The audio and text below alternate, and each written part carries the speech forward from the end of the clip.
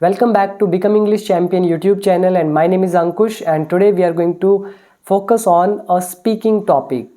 This topic is very important, especially for those who want to improve their speaking skills. And always keep it in mind, if you give input as more speaking, then speaking more will help you improve your speaking skills. It means as is the input, so is the output. If you speak more every single day, you will improve your speaking skills. And if you write more every single day, writing more will help you improve your writing. If you read more, then your reading is improved. If you listen more, then your listening skill is improved. So as is the input, so is the output. And we are doing something opposite, like we write a lot, we read a lot, we listen a lot, and we want result as speaking. It is not going to happen. Writing, reading and listening will help you in your speaking, but it will not make you a fluent and a confident speaker. For being a fluent and confident speaker, you need to speak every single day. If you give input as speaking, then you can get the improved version of your speaking skills. So always speak more to be more in your speaking. So this topic will help you improve your speaking skills. And the topic I have chosen for you is describe your favorite time of the day. आपको describe करना है दिन का अपना favorite time. It may be early morning, late morning, afternoon, evening, late night. So कुछ भी हो सकता है, but आपको उसको describe करना है in your own words. तो आपको बताऊंगा कि आपको क्या करना है उसके लिए। सबसे पहले आप इस वीडियो को सुने, मैंने आपके लिए यहाँ पे लिख भी दिया है, मैं इसको पूरा आपको पढ़ के भी दिखाऊंगा so that you may get some ideas out of it. So उन आइडियाज़ की हेल्प से आप खुद बोलने की कोशिश करेंगे. एंड जो मेरे 1 ईयर कोर्स के अंदर है उनके लिए टास्क ये है कि जो फेसबुक ग्रुप है तो आप सभी को अपलोड करनी है वीडियो वहाँ पर. So I will go through your videos and tell you your mistakes provided you make videos. तो ये आपका टास्क रहेगा. And those who are not in my private Facebook group और who have not joined my course yet are requested to download my Become English Champion app, and in that I have 1 year course. So enroll in that. So you can watch all my videos, or all plus 600 videos step by step. You can learn all the concepts through my 1 year course for just 599 rupees. So price भी बहुत affordable है. This price is not going to hit your pocket. So it is available at a dirt cheap price. तो आप app download करें और course को join ज़रूर कर लें. ये है आज का आपका topic. And you should say आप क्या क्या कह सकते हैं इसमें. First, what time of the day, दिन का कौन सा समय यू लाइक, आपको पसंद है द मोस्ट, सबसे ज़्यादा, ये आपको बताना है. व्हाट यू डू, आप क्या करते हैं एट दैट टाइम, उस समय में. Third, what your observations about that time of the day are, आपकी क्या क्या ऑब्जर्वेशंस हैं उस टाइम ऑफ द डे के बारे में. अगर आप सुबह उठते हैं तो उस समय में जो आपका पसंद है उसमें क्या क्या आप ऑब्जर्व करते हैं, क्या देखते हैं होते हुए, वो सब बताएंगे.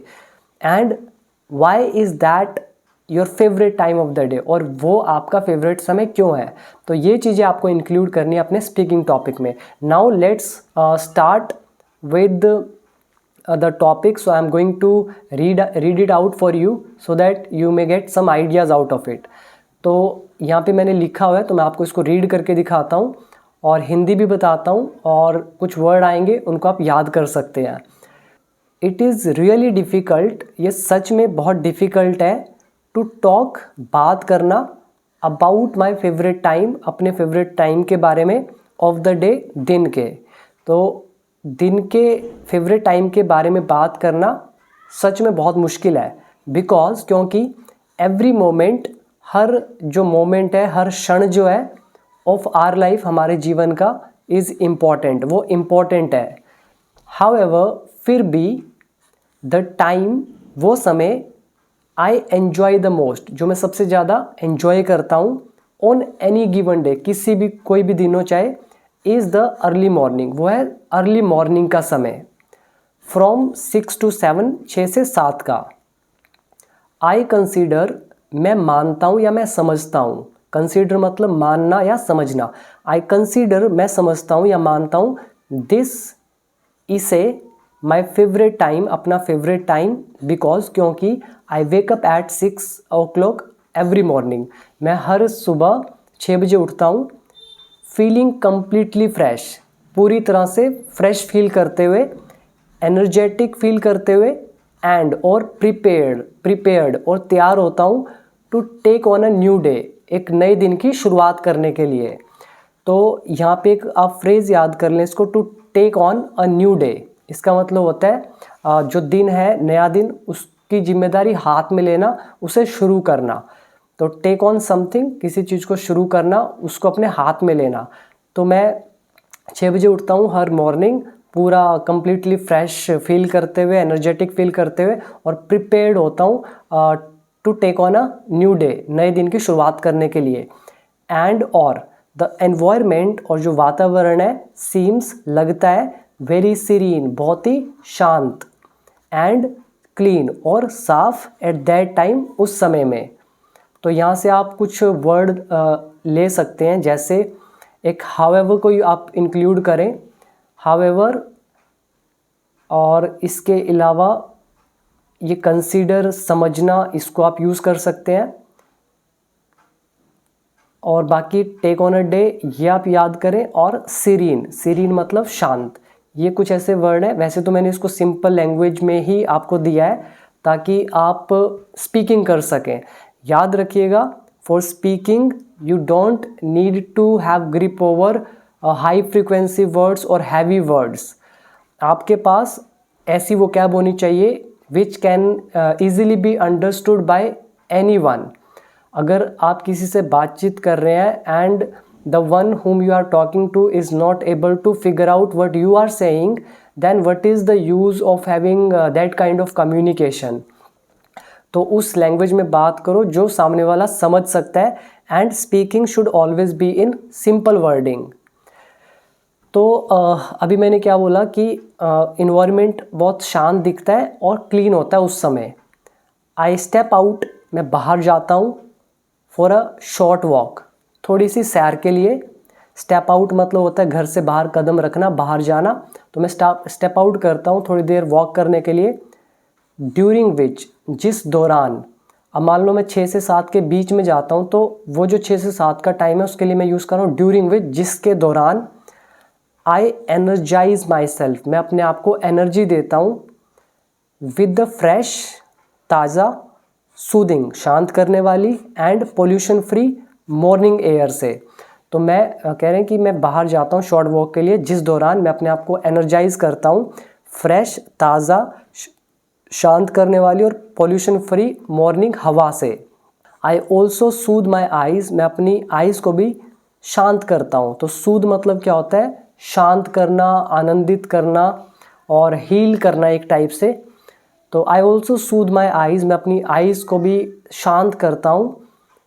बाय लुकिंग एट, को देखकर, किसको देखकर? द ग्रास, घास को, फ्लावर्स को, एंड ट्रीज को, इन द मॉर्निंग में।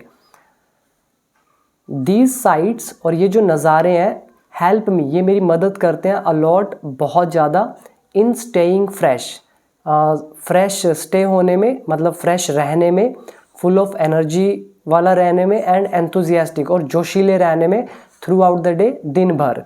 अब ये जो साइट है, साइट मतलब जो दृश्य है, जैसे अगर आप पेड़ों को देख रहे हैं वो एक दृश्य है, आप घास को देख रहे हैं, फ्लावर्स को देख रहे हैं, ये दृश्य हैं अलग अलग, तो इनको साइट्स बोलते हैं। तो ये सारी साइट्स मदद करती है मेरी फ्रेश रहने में, एनर्जेटिक रहने में और एंथुजियास्टिक रहने में दिन भर, through out the day. On the way back, और वापसी के दौरान, घर वापस आते टाइम, ये एक फ्रेज़ आप याद कर सकते हैं, ऑन द वे बैक। अब पढ़ के तो आपको समझ में आ जाता है कि कितना आसान सा वर्ड है ऑन द वे बैक, लेकिन स्पीकिंग में आप यूज़ नहीं कर पाते हैं because you have not practised enough. So include all these phrases in your conversation every single day.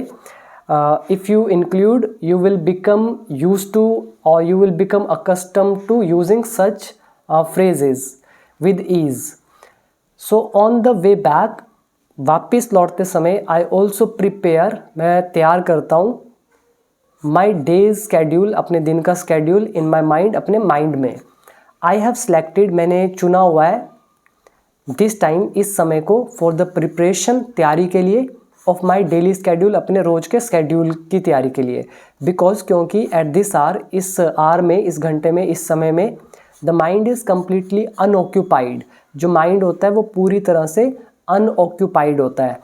Occupied मतलब जो किसी चीज़ से घिरा हो, किसी चीज़ ने उसको उसकी जगह ले रखी हो, तो ऑक्यूपाइड है वो चीज़। और अनऑक्यूपाइड मतलब किसी ने वो जगह नहीं ले रखी।